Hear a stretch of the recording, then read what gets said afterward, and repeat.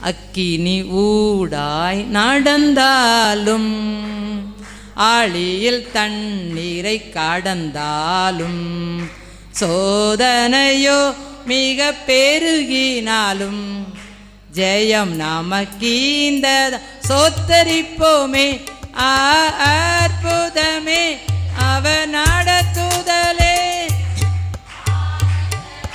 பரமானந்தமே நன்றியால் உள்ளமே மிக பொங்கிடுதே. நாம் அல்லேலூயா துதி சாத்திடுவோம், நந்தியா உள்ளமே மிக பொங்கிடுதே.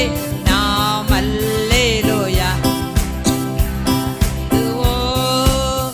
இந்த வனாந்திர யாத்திரையில் இன்பராம் இயேசு நம்மோடிருப்பார்.